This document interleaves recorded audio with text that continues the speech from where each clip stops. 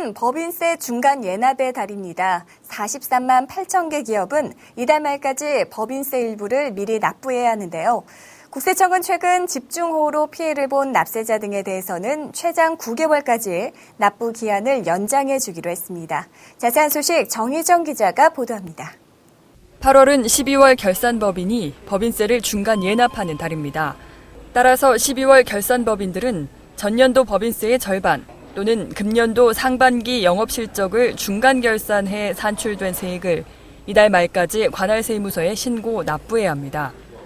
법인세 중간 예납은 기업의 조세 부담을 분산하고 균형적인 재정 수입 확보를 위해 법인세의 일부를 미리 납부하는 제도입니다.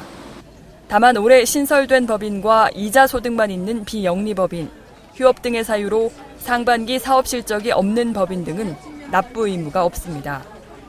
국세청에 따르면 이달 중 중간 예납세액을 신고 납부해야 하는 법인은 지난해보다 2만 6천 개 늘어난 43만 8천 개 법인입니다. 중간 예납세액은 직전 사업년도 법인세의 50%를 납부하거나 올 상반기 영업실적을 기준으로 중간 결산해 납부할 수도 있습니다.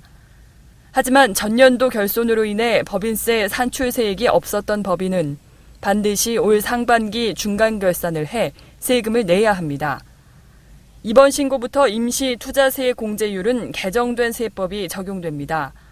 따라서 종전에 7%의 공제율을 적용받았다면 이번부터는 해당되는 지역에 따라 기계장치 등 사업용 자산 투자액의 4 내지 5%를 중간 예납세액에서 공제받을 수 있습니다. 한편 이번 신고부터는 고용 창출 투자세액 공제가 처음 적용됩니다.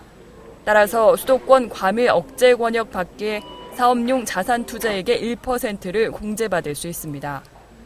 사업용 자산 투자액의 1%에 해당하는 금액은 중간 예납 기간 중 상시 근로자 증가 인원당 1,000만 원, 청년 근로자일 경우에는 인원당 1,500만 원을 한도로 세액 공제됩니다. 아울러 국세청은 최근 발생한 집중호우와 태풍 등으로 예기치 못한 재해를 입은 납세자 등에 대해서는 신청을 받아 최장 9개월까지 납부 기한을 연장할 방침입니다. 이를 위해 관할세무서장은 재해 피해 사실 입증 서류를 지방자치단체로부터 직접 수집하는 등 적극적으로 찾아내 세정 지원을 할 예정입니다. 한편 피해를 본 납세자들이 우편이나 팩스 등을 이용하거나 관할세무서를 직접 방문해 신청할 수도 있습니다. 온라인 신청도 가능합니다. 홈택스에 로그인한 후 납부기한 연장이나 징수 유예 신청란을 찾아 들어가 신청서를 작성하면 됩니다. 납부할 세액이 1,000만 원을 초과할 경우에는 납부기한이 경과한 날부터 1개월, 중소기업의 경우 2개월이 되는 날까지 분납할 수도 있습니다.